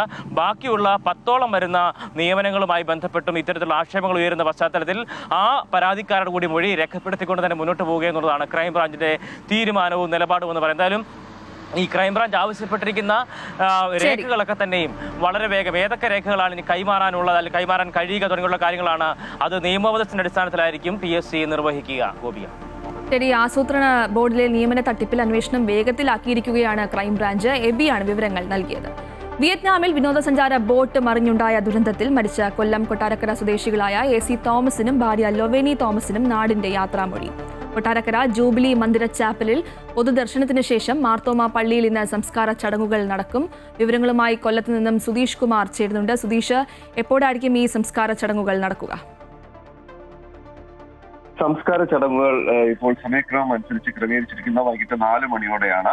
ഏതായാലും ഇപ്പോൾ ഇവരുടെയും മൃതശരീരങ്ങൾ കൊട്ടാരക്കര താലൂക്ക് ആശുപത്രിയിലെ മോർച്ചറിയിൽ സൂക്ഷിച്ചിരിക്കുകയാണ്. ഇതൊന്നും 8:30യോടുകൂടി മൃതശരീരങ്ങൾ വിലാപയാത്രയായി കൊട്ടാരക്കര ജൂബിലി മന്ദിരത്തിലെ ചാപ്പലിലെത്തിക്കും. തുടർന്ന് 9 മണിയോടെ ഈ ജൂബിലി മന്ദിര ചാപ്പലിലെ പൊതുദർശനം ഉണ്ടാവും. ഇവിടെ ബന്ധുമിത്രാദികൾക്കും സാമൂഹ്യ രാഷ്ട്രീയ സാംസ്കാരിക രംഗത്തെ മറ്റു പ്രമുഖർക്കുമൊക്കെ ചടങ്ങിൽ അന്ത്യോപചാരം അർപ്പിക്കാൻ എത്തും എന്ന പ്രതീക്ഷയിൽ അവർക്ക് ആവശ്യമായ ക്രമീകരണങ്ങളും ഒരുക്കിയിട്ടുണ്ട്. ഏതായാലും വൈകിട്ട് 3 മണിക്ക് ശേഷം മതപരമായ ശുശ്രൂഷകൾ നടക്കുമെന്നുള്ള അറിയിപ്പാണ് ഇപ്പോൾ ലഭിക്കുന്നത്. 4 മണിയോടെ കൊട്ടാരക്കര മാർത്തോമ വലിയ പള്ളിയിലേക്ക് മൃതദേഹങ്ങൾ വിലാപയാത്രയായി കൊണ്ടുവരികയും തുടർന്ന് അവിടുത്തെ സെമിത്തേരിയിൽ സംസ്കാര ചടങ്ങുകൾ നടക്കുകയും ചെയ്യും. ഏതായാലും ഈ ഒരു ദുരന്ത വാർത്ത ഇപ്പോഴും ഈ കൊട്ടാരക്കര നാടിനെ ഉൾക്കൊള്ളാനായിട്ടില്ല. ഉറ്റവരുടെയും ഒപ്പം തന്നെ ബന്ധുക്കളുടെയും സുഹൃത്തുക്കളുടെയും ഒക്കെ ഒരു വിലാപം, അല്ലെങ്കിൽ ഇപ്പോഴും അവർക്ക് ഈ വാർത്ത ഉൾക്കൊള്ളാനാവാത്ത ഒരു അവസ്ഥയിൽ തന്നെയാണ്. വിക്ടറി ഗ്രൂപ്പ് ഉടമയായി കഴിഞ്ഞ, അതായത് ഒരു വലിയ ബിസിനസ് ഗ്രൂപ്പിന്റെ ഉടമ കൂടിയായിരുന്നു ഈ മരണപ്പെട്ട AC തോമസ്. ഏകദേശം ശരി, വൈകിട്ട് 3 മണിയോടെ ആകും സംസ്കാര ചടങ്ങുകൾ നടക്കുക. സുധീഷാണ് വിവരങ്ങൾ നൽകിയത്. തൃക്കാക്കരയിലെ ടാൽറോപ്പ് കമ്പനിയിലെ കൂട്ടപ്പിരിച്ചുവിടലിൽ ഇടപെട്ട് തൊഴിൽ വകുപ്പ്. നാളെ തിരുവനന്തപുരത്ത് ലേബർ കമ്മീഷണറുടെ അധ്യക്ഷതയിൽ ചർച്ച നടക്കും. ജീവനക്കാർക്ക് ഇതുവരെ കമ്പനി ശമ്പള കുടിശ്ശിക നൽകിയിട്ടില്ല. വിവരങ്ങളുമായി AT അശ്വതി ചേരുന്നുണ്ട്. അശ്വതി, ഈ തൊഴിൽ വകുപ്പ് ഈ വിഷയത്തിൽ ഇടപെട്ടിരിക്കുന്നു. ഇനി അവരുടെ ശമ്പളവുമായി ബന്ധപ്പെട്ട ചർച്ചയാകും നാളെ നടക്കുക, അല്ലേ? തീർച്ചയായിട്ടും ഇതിൽ ഈ ജീവനക്കാർക്ക് 6 മുതൽ 11 മാസം വരെ പലർക്കും ശമ്പള കുടിശ്ശികയുണ്ട് എന്നാണ് ജീവനക്കാരും അതുപോലെ തന്നെ നിക്ഷേപരും സംയുക്തമായിട്ട് നടത്തിയിട്ടുള്ള വാർത്താ സമ്മേളനത്തിൽ വ്യക്തമാക്കിയിട്ടുള്ളത്. ഇത് സംബന്ധിച്ചിട്ടുള്ള ചർച്ചയാണ് പ്രധാനമായിട്ട് നടക്കുക.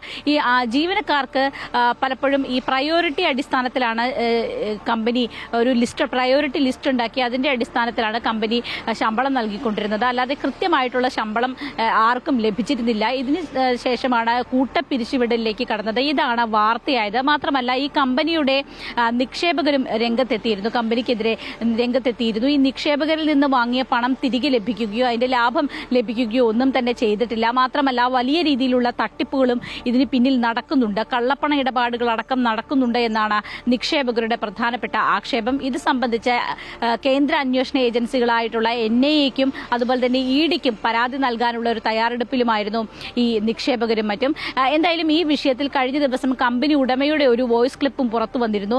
ഇയാൾ പറയുന്നത് 100 AI സ്റ്റേഷനുകൾ, AI സെന്ററുകൾ കേരളത്തിലുടനീളം 2 ആഴ്ചയ്ക്കുള്ളിൽ രൂപീകരിക്കുമെന്നതാണ്. ആ പ്രോജക്റ്റിന്റെ ഭാഗമായിട്ടുള്ള നടപടിക്രമങ്ങൾ നടന്നുകൊണ്ടിരിക്കുകയാണ് എന്ന ആത്മവിശ്വാസത്തോടു കൂടിയാണ് ഈ കമ്പനി ഉടമ രംഗത്ത് വന്നത്. മാത്രമല്ല കൃത്യമായിട്ട് ഈ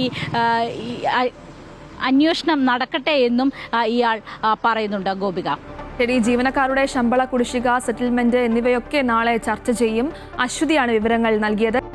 ഹോർമോസിലൂടെയുള്ള ഇറാനിയൻ കപ്പലുകൾക്ക് പൂർണ്ണ ഉപരോധം ഏർപ്പെടുത്തുമെന്ന് American president Donald Trump. Iran തുറമുഖങ്ങളിലേക്കോ അവിടെ നിന്നുള്ള കപ്പലുകൾക്കും ഇറാനിയൻ ചരക്കുകൾ വഹിക്കുന്ന കപ്പലുകൾക്കും വിലക്ക് ബാധകമായിരിക്കും. എന്നാൽ മറ്റ് രാജ്യങ്ങൾക്കുള്ള കപ്പൽ ഗതാഗതത്തിനായി ഹോർമോസ് പാത തുറന്നു നൽകുമെന്നും ട്രംപ് പറഞ്ഞു. കടലിടുക്കിലൂടെ കടന്നുപോകുന്ന ചരക്കുകൾക്ക് നേരത്തെ നിശ്ചയിച്ചിരുന്ന 20% ടോൾ ഈടാക്കാനുള്ള തീരുമാനം അമേരിക്ക പിൻവലിച്ചു. ഇതിന് പകരമായി ഗൾഫ് രാജ്യങ്ങൾ അമേരിക്കയിൽ വമ്പിച്ച വ്യാപാര നിക്ഷേപ കരാറുകളിൽ ഏർപ്പെടുമെന്നും ട്രംപ് അറിയിച്ചു. ലോകത്തെ മൊത്തം എണ്ണവാതക വ്യാപാരത്തിന്റെ 1/5 കടന്നുപോകുന്നത് ഹോർമോസിലൂടെയാണ്. നിലവിലെ സംഘർഷ സാഹചര്യത്തിൽ മേഖലയിൽ കപ്പലുകൾക്ക് നേരെയുള്ള ആക്രമണം വർദ്ധിച്ചതും എണ്ണവില ഉയരുന്നതും ആഗോളതലത്തിൽ ആശങ്കയുണ്ടാക്കിയിട്ടുണ്ട്. ഇറാനെ ലക്ഷ്യം വെച്ച് പുതിയ ആക്രമണം ആരംഭിച്ചതായി US സെൻട്രൽ കമാൻഡും അറിയിച്ചു. ടെഹ്റാനിലടക്കം തന്ത്രപ്രധാന മേഖലകളിൽ US വ്യോമാക്രമണം തുടരുകയാണ്. അടുത്ത ആഴ്ച മുതൽ US വ്യോമാക്രമണം കൂടുതൽ ശക്തമാകുമെന്നാണ് ഡൊണാൾഡ് ട്രംപിന്റെ മുന്നറിയിപ്പ്. ബഹിരാകാശത്ത് ചരിത്രം കുറിച്ച് മലയാളിയായ ഡോക്ടർ അനിൽ മേനോനും സംഘവും. അനിൽ മേനോൻ അടക്കം 3 സഞ്ചാരികളുമായി കസാഖിസ്ഥാനിൽ നിന്ന് വിക്ഷേപിച്ച് സോയൂസ് MS-29 വിജയകരമായി ബഹിരാകാശ നിലയത്തിൽ പ്രവേശിച്ചു. ഇന്ത്യൻ സമയം 2 മണിക്കാണ് അകത്തേക്ക് കയറിയത്. റോസ്കോസ്മോസിന്റെ പ്യോട്ടർ ഡുബ്രോവും അന്ന കിക്കീനയുമാണ് സഹയാത്രികർ. കസാഖിസ്ഥാനിലെ ബൈക്കനൂർ കോസ്മോഡ്രോമിൽ നിന്നാണ് വിക്ഷേപിച്ചത്. രാത്രി 11:26 സോയൂസ് പേടകം അന്താരാഷ്ട്ര ബഹിരാകാശ നിലയവുമായി ഡോക്ക് ചെയ്തു. ഇവർ 8 മാസം ബഹിരാകാശത്ത് ചെലവിടും. 2027 മാർച്ചിൽ സോയൂസ് MS-29 പേടകത്തിൽ തന്നെയായിരിക്കും സംഘം മടങ്ങിയെത്തുക. കസാഖിസ്ഥാനിലെ സ്റ്റെപ്പി മേഖലയിലാവും തിരിച്ചിറങ്ങുക.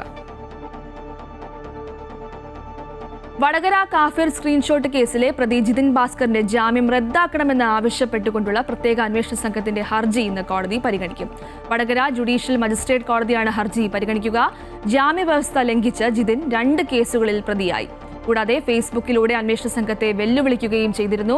ജിതിൻ തന്നെയാണ് വ്യാജ സ്ക്രീൻഷോട്ട് നിർമ്മിച്ചതെന്നും പ്രചരിപ്പിച്ചതെന്നുമാണ് പോലീസ് വ്യക്തമാക്കുന്നത്. കേസ് പൂർണ്ണമായും രാഷ്ട്രീയ പ്രേരിതമാണെന്നാണ് ഡിവൈഎഫ്ഐയുടെ വിശദീകരണം. അതേസമയം ജാമ്യത്തിലിറങ്ങിയ ജിതിന് CPM പ്രവർത്തകർ ചേർന്ന് സ്വീകരണം നൽകിയത് വലിയ വിവാദങ്ങൾക്ക് വഴിവെച്ചിരുന്നു. അയോധ്യ രാമക്ഷേത്രത്തിലെ സംഭാവന ക്രമക്കേടിൽ SIT ഉടൻ സർക്കാരിന് റിപ്പോർട്ട് സമർപ്പിക്കും. ക്രമക്കേട് നടത്തിയതിന്റെ തെളിവുകളും പ്രതികളുടെ അനധികൃത സ്വത്ത് സംബന്ധിച്ച വിവരങ്ങളും ഉൾപ്പെടുത്തിയാകും റിപ്പോർട്ട്. CCTV ദൃശ്യങ്ങളിൽ നിന്ന് ക്രമക്കേട് നടത്തുന്നതിന്റെ നിർണായക വിവരങ്ങൾ അന്വേഷണ സംഘത്തിന് ലഭിച്ചിരുന്നു. രാജിവെച്ച ട്രസ്റ്റ് ജനറൽ സെക്രട്ടറി ചമ്പത് റായിയെ നിലവിൽ പ്രതി ചേർക്കില്ല എന്നാണ് സൂചന. കേസിൽ CBI അന്വേഷണം ആവശ്യപ്പെട്ടുള്ള ഹർജിയിൽ പ്രത്യേക അന്വേഷണ സംഘത്തോട് തൽസ്ഥിതി റിപ്പോർട്ട് സമർപ്പിക്കാൻ സുപ്രീം കോടതി ആവശ്യപ്പെട്ടിരുന്നു. എഴുത്തുകാരിയും ആക്ടിവിസ്റ്റുമായ തസ്ലിമ നസ്രിൻ 19 വർഷങ്ങൾക്ക് ശേഷം കൊൽക്കത്തയിലേക്ക് മടങ്ങിയെത്തുന്നു. ഓഗസ്റ്റ് 1 കൊൽക്കത്തയിൽ രവീന്ദ്ര സദനിൽ നടക്കുന്ന പരിപാടിയിൽ പങ്കെടുക്കുമെന്ന് തസ്ലിമ സോഷ്യൽ മീഡിയയിലൂടെ അറിയിച്ചു. മുഖ്യമന്ത്രി സുവേന്ദു അധികാരിയും പരിപാടിയിൽ പങ്കെടുക്കും. 2007 മതമൗലികവാദികളുടെ ഭീഷണിയെ തുടർന്ന് കൊൽക്കത്ത വിടേണ്ടി വന്ന തസ്ലിമ തിരിച്ചുപോകാൻ ശ്രമിച്ചിരുന്നുവെങ്കിലും സംഘർഷ സാധ്യത ചൂണ്ടിക്കാട്ടി അധികൃതർ തടസ്സമുന്നയിച്ചിരുന്നു. ബംഗ്ലാദേശിലെ ന്യൂനപക്ഷങ്ങൾക്ക് വേണ്ടി ശബ്ദമുയർത്തിയ എഴുത്തുകാരിക്ക് ഇനി ബംഗാളിൽ സ്വതന്ത്രമായി സഞ്ചരിക്കാമെന്നും തസ്ലിമയെ സ്വാഗതം ചെയ്യുന്നതായും BJP സംസ്ഥാന അധ്യക്ഷൻ സമീക് ഭട്ടാചാര്യ പ്രതികരിച്ചു.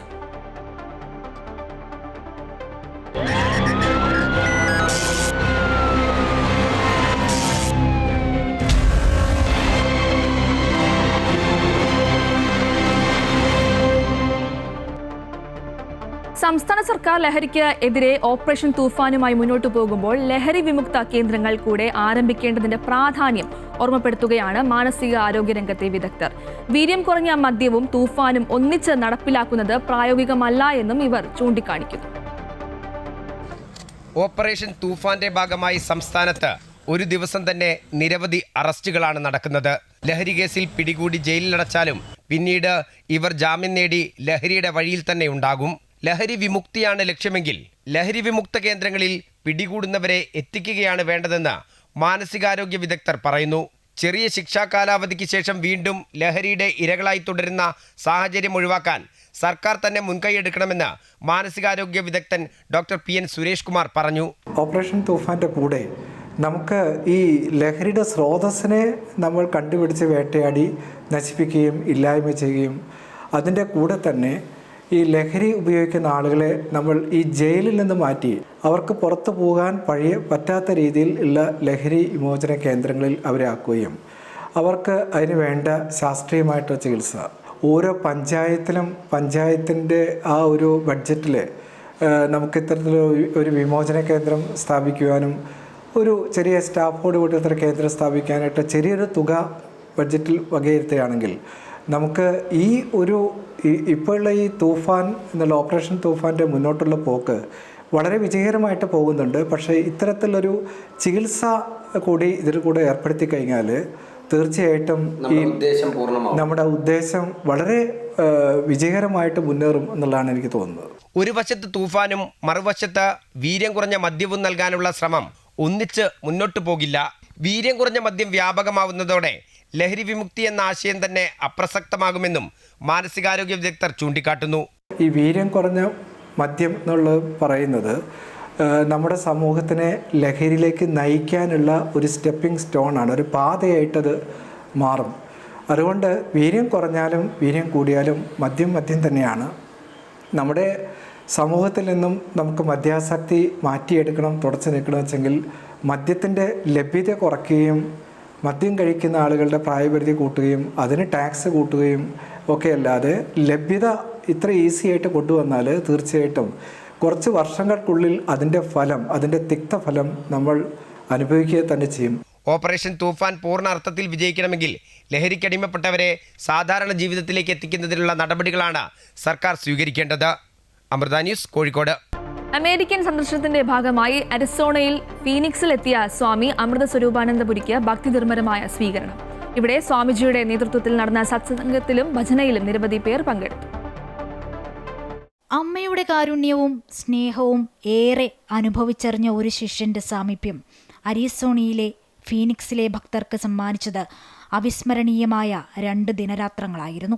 മാതാ അമൃതാനന്ദമയി മഠം വൈസ് ചെയർമാനും അമ്മയുടെ പ്രഥമ ശിഷ്യനുമായ സ്വാമി അമൃത സ്വരൂപാനന്ദപുരിയെ ഭക്തി ആദരപൂർവ്വമാണ് അമ്മയുടെ മക്കൾ സ്വീകരിച്ചത്. ഇന്നത്തെ വെല്ലുവിളികൾ നിറഞ്ഞ ലോക സാഹചര്യത്തിൽ ആധ്യാത്മികതയിലൂടെയും പരസ്പര സ്നേഹത്തിലൂടെയും എങ്ങനെ സമാധാനം കണ്ടെത്താമെന്ന് സ്വാമിജി സത്സംഗത്തിലൂടെ വ്യക്തമാക്കി.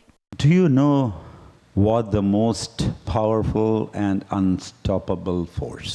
It is life itself. തുടർന്ന് ഭക്തിസാന്ദ്രമായ ഭജന ഏവരെയും ആനന്ദത്തിലാഴ്ത്തി.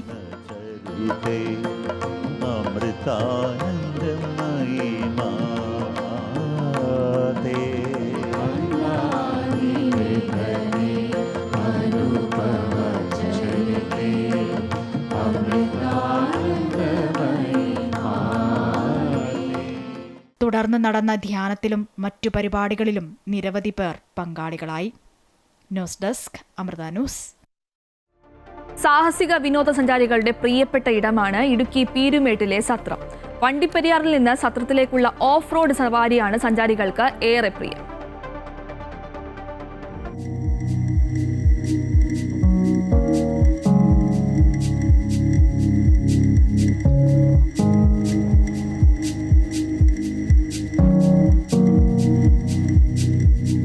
ഇടുക്കി വണ്ടിപ്പെരിയാറിൽ നിന്ന് സത്രത്തിലേക്ക് ഒരു ഓഫ് റോഡ് സവാരി. തേയിലക്കാടുകൾക്കിടയിലൂടെ മലനിരകൾ ചുറ്റി സത്രത്തിലെത്താം. ഇവിടെ നിന്നാൽ പെരിയാർ കടുവാ സങ്കേതത്തിന്റെയും ശബരിമല വനത്തിന്റെയും വിദൂര കാഴ്ചകൾ കാണാം. മലനിരകളിൽ കാട്ടാന ഉൾപ്പെടെയുള്ള വന്യമൃഗങ്ങൾ. സാഹസിക വിനോദസഞ്ചാരത്തിനൊപ്പം പ്രകൃതിയുടെ വിസ്മയ കാഴ്ചകൾ ക്യാമറയിൽ പകർത്താൻ എത്തുന്നവരുമുണ്ട്. വളരെ നല്ല സ്ഥലമാണ്. ഞങ്ങൾ ഇടയ്ക്കിടയ്ക്ക് ഇവിടെ വരുന്നതാണ്. ഇത് എല്ലാവരും വണ്ടിപ്പെരിയാർ വരെ വന്നിട്ട് സ്കിപ്പ് ചെയ്യുന്നൊരു സ്ഥലമാണ്. പക്ഷേ ഇത് ആക്ച്വലി ഇതിൻ്റെ ഭംഗി കണ്ടെങ്കിൽ ഈ മഴക്കാലത്ത് വന്ന് ഇതൊക്കെ ആസ്വദിച്ച് പോകാമെന്നുള്ളതാണ്. പിന്നെ വരുന്നവരെ ദയവ് ചെയ്ത് വേസ്റ്റ് ഇടാതിരിക്കുക. അത് മാത്രമേ ഉള്ളൂ ഇവിടെ നമ്മൾ കണ്ടതിൽ ഒരു ബുദ്ധിമുട്ടായിട്ടുള്ളൊരു കാര്യം. ബാക്കിയെല്ലാം വളരെ നല്ല ക്ലൈമറ്റുമാണ്. ജീപ്പുകാരാണെങ്കിലും നല്ല കോപ്പറേറ്റീവാണ്. മലനിരകളെ തഴുകിയെത്തുന്ന കാറ്റും ചാറ്റൽ മഴയും, ഇടയ്ക്ക് കാഴ്ചകൾ മറച്ചെത്തുന്ന മൂടൽമഞ്ഞ്. പറഞ്ഞാൽ തീരാത്ത വിസ്മയ കാഴ്ചകളാണ് സത്രം സഞ്ചാരികൾക്കായി ഒരുക്കിയിരിക്കുന്നത്. അമൃത ന്യൂസ്, ഇടുക്കി. കാസർഗോഡ് ജില്ലയിൽ ബേക്കൽ കോട്ട ഉൾപ്പെടെയുള്ള പ്രധാന ടൂറിസം കേന്ദ്രങ്ങളിൽ ശുചീകരണം നടത്തുന്ന തൊഴിലാളികളുടെ മാസവേതനം മുടങ്ങിയിട്ട് 3 മാസം പിന്നിടുന്നു. ടൂറിസം പ്രൊമോഷൻ കൗൺസിൽ നിയമിച്ച കുടുംബശ്രീ അംഗങ്ങൾക്കാണ് വേതനം മുടങ്ങിയത്. ദിവസവേതന അടിസ്ഥാനത്തിലുള്ള കൂലി മാസങ്ങളായി മുടങ്ങിയത് ശുചീകരണ തൊഴിലാളികളെ ദുരിതത്തിലാക്കുകയാണ്. പ്രമുഖ വിനോദസഞ്ചാര കേന്ദ്രമായ ബേക്കൽ കോട്ട, പള്ളിക്കര ബീച്ച്, ചന്ദ്രഗിരി കോട്ട തുടങ്ങിയ ഇടങ്ങളിൽ ശുചീകരണം നടത്തുന്ന തൊഴിലാളികൾക്കാണ് മാസങ്ങളായി ശമ്പളം മുടങ്ങിയത്. 15,000 രൂപയാണ് മാസം തോറും ഇവർക്ക് ലഭിക്കേണ്ടത്. സാങ്കേതിക തടസ്സം പറഞ്ഞ് കഴിഞ്ഞ 3 മാസക്കാലത്തെ വേതനം കിട്ടാത്തത് ശുചീകരണം നടത്തുന്ന വനിതകളുടെ ജീവിതത്തെ സാരമായി ബാധിച്ചിരിക്കുകയാണ്. നമ്മൾ ഒരു കൃത്യമായിട്ട് ഒരു ശമ്പളത്തിന് വേണ്ടിയിട്ടല്ലേ പണിയെടുക്കുന്നത്. നമ്മൾ ക്ലീനിങ്ങിന്റെ പണിയെടുക്കുന്നവരാണ്. അത്രയും നമ്മളെ പണി അത്രയും കുറച്ച് കഷ്ടം. ബീച്ചിലെല്ലാം ക്ലീൻ ചെയ്യുന്ന അപ്പോൾ ആ പണിയെടുക്കുമ്പോൾ നമ്മൾ ശമ്പളം കിട്ടാതിരിക്കുമ്പോൾ നമുക്ക് ഈ തുച്ഛമായ 13,500 നമ്മളെ ശമ്പളം. ഇപ്പോൾ അത് 15,000 വർദ്ധിപ്പിച്ചിട്ടുണ്ട്. അപ്പോൾ ഈ തുച്ഛമായ ശമ്പളം വാങ്ങുന്ന നമുക്ക് കൃത്യമായിട്ട് ഈ ശമ്പളം കൂടെ കിട്ടാതിരിക്കുമ്പോൾ അതൊരു വലിയ പ്രയാസമാണ്. നമ്മൾ ഇതുകൊണ്ട് കുടുംബം നോക്കണം. അതായത് അസുഖം ബാധിച്ചാലും എല്ലാത്തിനും, കുട്ടികളുടെ കാര്യത്തിനായാലും ഈ പൈസ കൊണ്ട് നമുക്ക് അത് വളരെ ബുദ്ധിമുട്ടുണ്ട്. ടൂറിസം കേന്ദ്രങ്ങളിലെ ശുചീകരണ പദ്ധതിയുടെ ഭാഗമായി കുടുംബശ്രീകളിൽ നിന്ന് തിരഞ്ഞെടുത്ത 21 വനിതകളാണ് ശുചീകരണത്തിൽ ഏർപ്പെട്ടു വരുന്നത്. സഞ്ചാരികളുടെ തിരക്കനുഭവപ്പെടുന്ന ബേക്കൽ കോട്ട ഉൾപ്പെടെ രാവിലെ മുതൽ വൈകിട്ട് വരെയുള്ള സമയങ്ങളിൽ ഇവർ വൃത്തിയാക്കുന്നു. മറ്റ് ആനുകൂല്യങ്ങളൊന്നും ഇല്ലാതെയാണ് ഇവർ തൊഴിലെടുക്കുന്നത്. ടൂറിസ്റ്റ് കേന്ദ്രങ്ങളിലെ അജൈവ മാലിന്യങ്ങളും പ്ലാസ്റ്റിക്കുകളും ശേഖരിക്കൽ, പ്രദേശം ശുചീകരിക്കൽ എന്നിവയ്ക്ക് മാസവേതനം മുടങ്ങിയിട്ടും മുടക്കമില്ല. അമൃത ന്യൂസ്, കാസർഗോഡ്. ആധാർ കാർഡിനായി നെട്ടോട്ടമോടുകയാണ് ആലപ്പുഴ എടത്വയിലെ ഒരു കുടുംബം. ആധാർ ലഭിക്കാതെ വന്നതോടെ 7ാം ക്ലാസ് വിദ്യാർത്ഥിയുടെ തുടർ പഠനവും പ്രതിസന്ധിയിലായി. ചമ്പക്കുളം ചെമ്പുംപുറം ശ്യാം ഭവനിൽ ശ്യാം ജ്യോതി ദമ്പതികളുടെ മകൻ സിദ്ധാർത്ഥിന്റെ ആധാറാണ് ബയോമെട്രിക് കഴിഞ്ഞ് 2 വർഷമായിട്ടും ഇതുവരെ ലഭിക്കാത്തത്. ആധാറിനായി ഈ കുടുംബം മുട്ടാത്ത വാതിലുകളില്ല. 2 വർഷമായി മക്കളുടെ ആധാർ കാർഡിനായി അലയുകയാണ് അമ്മ ജ്യോതി. അപേക്ഷ സമർപ്പിച്ച് ബയോമെട്രിക് പൂർത്തിയായതല്ലാതെ ആധാർ മാത്രം ലഭിച്ചില്ല. തലപടി ഗവൺമെന്റ് ഹൈസ്കൂൾ വിദ്യാർത്ഥികളായ സാരഥിക്കും സിദ്ധാർത്ഥിനും തുടർ പഠനത്തിന് ആധാർ ആവശ്യമാണ്. ഏറ്റവും ഒടുവിൽ സാരഥിയുടെ ആധാറിന്റെ ലിങ്ക് കഴിഞ്ഞ ദിവസം മുതൽ ലഭിച്ചെങ്കിലും സിദ്ധാർത്ഥിന്റെ ആധാർ ലിങ്ക് മാത്രം ലഭിക്കുന്നില്ല. അധികൃതരെ വിവരമറിയിച്ചപ്പോൾ സിദ്ധാർത്ഥിന്റെ ആധാർ ലിങ്ക് താൽക്കാലികമായി നീക്കം ചെയ്തതായാണ് അറിയാൻ കഴിഞ്ഞത്. അക്ഷയ സെന്ററിൽ ചെന്നപ്പോഴത്തേക്കിന് അവിടെ 2 പേരുടെയും ക്യാൻസലായി, റിജക്റ്റ് ആയി കിടക്കുന്നു എന്ന് പറഞ്ഞു. പിന്നെ ചെയ്യുമ്പോഴത്തേക്കിന് ഒരാളുടെ അച്ഛൻ്റെയും ഒരാളുടെ അമ്മയുടെയും വെച്ച് വേണം ഈ ആധാർ ട്വിൻസ് ആയതുകൊണ്ട് ചെയ്യാമെന്ന് പറഞ്ഞു. പിന്നെ എൻ്റെ വെച്ച് സാരഥിയുടെ റെഡിയായി, ബയോമെട്രിക്കൽ കൊടുത്ത് റെഡിയായി. പക്ഷെ സിദ്ധാർത്ഥിൻ്റെ കൊടുക്കാനായിട്ട് പറ്റിയില്ല. അപ്പോൾ ഹസ്ബൻഡ് ഗൾഫിലായതുകൊണ്ട് വന്നു കഴിഞ്ഞപ്പോൾ ചേട്ടൻ്റെ വെച്ചും കൊടുത്തു. പക്ഷെ ചേട്ടൻ്റെ വെച്ച് കൊടുത്തപ്പോഴത്തേനും ഓൾറെഡി സിദ്ധാർത്ഥിന് ആധാർ ഉണ്ട്, അതുകൊണ്ട് രണ്ടാമത് ചെയ്യാൻ പറ്റുന്നില്ല എന്നാണ് കാണിക്കുന്നത്. അതും റിജക്റ്റ് ആയി കിടക്കുകയാണ്. ലിങ്ക് ഇല്ലാത്തതിനാൽ ആധാറിന്റെ കോപ്പി സ്കൂളിൽ നൽകുവാൻ ഇതുവരെ കഴിഞ്ഞിട്ടില്ല.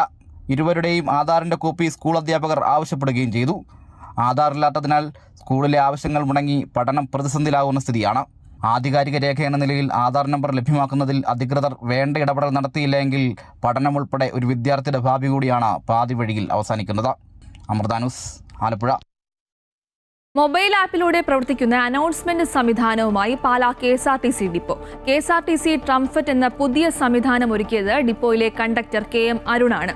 സംസ്ഥാനത്ത് ആദ്യമായാണ് KSRTC ബസ് സ്റ്റാൻഡിൽ ഇത്തരമൊരു സംവിധാനം ഒരുക്കുന്നത്. തിരുവനന്തപുരത്തുള്ള ബസ് സ്റ്റാൻഡിലെത്തിയിരിക്കുന്നു. ഏറ്റുമാനൂർ, കോട്ടയം, ചങ്ങനാശ്ശേരി, തിരുവല്ല, ചെമ്മന്നൂർ, അടൂർ, കൊട്ടാരക്കര, ആലൂർ, കിളിമാനൂർ, വെഞ്ഞാറമൂട് വഴി തിരുവനന്തപുരം. റെയിൽവേ സ്റ്റേഷനുകളിൽ ട്രെയിനുകളുടെ പേരും സമയവും ഉൾപ്പെടെയുള്ള വിവരങ്ങൾ അനൗൺസ് ചെയ്യുന്ന മാതൃകയിലാണ് പാലാ KSRTC ഡിപ്പോയിലും അനൗൺസ്മെന്റ് സംവിധാനം ഒരുക്കിയിരിക്കുന്നത്. പാലായിൽ നിന്നും വിവിധ സ്ഥലങ്ങളിലേക്ക് പുറപ്പെടുന്ന ബസ്സുകളുടെ റൂട്ടും പ്രധാന സ്റ്റോപ്പുകളും എല്ലാം ഉൾപ്പെടുത്തിയാണ് KSRTC ട്രംഫറ്റ് എന്ന മൊബൈൽ ആപ്പ് തയ്യാറാക്കിയിട്ടുള്ളത്.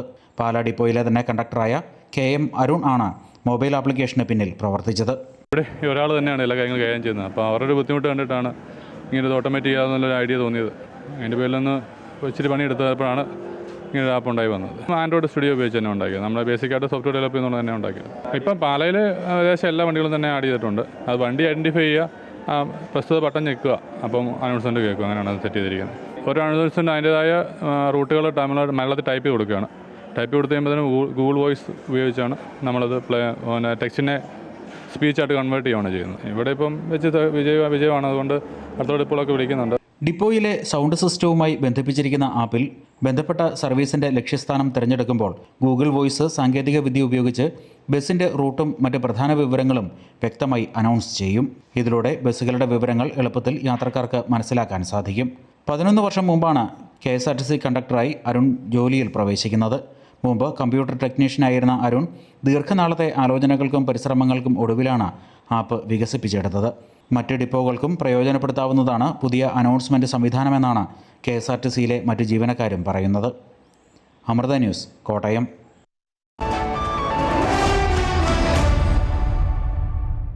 വിപണി വിലയിരുത്തലുമായി ധനകാര്യ ഓഹരി വിദഗ്ധൻ കെ ദിലീപ് ചേരുന്നുണ്ട്. ദിലീപ്, ഇന്നത്തെ വിപണി വിലയിരുത്തൽ എങ്ങനെയാണ്? ഇന്ന് നേട്ടത്തിൽ വ്യാപാരം തുടങ്ങാമെങ്കിലും വളരെ ഉയർന്ന തോതിലുള്ള കയറ്റിറക്കങ്ങൾ പ്രതീക്ഷിക്കുന്നുണ്ട്.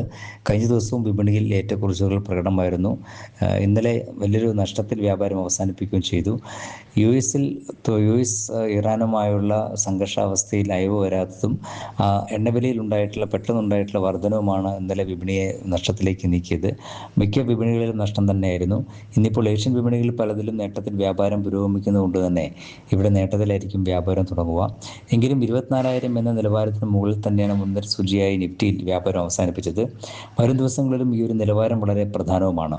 കമ്പനികളുടെ പ്രവർത്തന ഫലങ്ങൾ മികച്ച രീതിയിൽ പുരോഗമിക്കുന്നത്. ശരി, കെ ദിലീപാണ് വിവരങ്ങൾ നൽകിയത്. ഗുഡ് മോർണിംഗ് കേരളം അവസാനിക്കുകയാണ്. കൂടുതൽ വാർത്തകൾക്കായി അമൃത ന്യൂസ് യൂട്യൂബ് ചാനൽ കാണുക. നമസ്കാരം.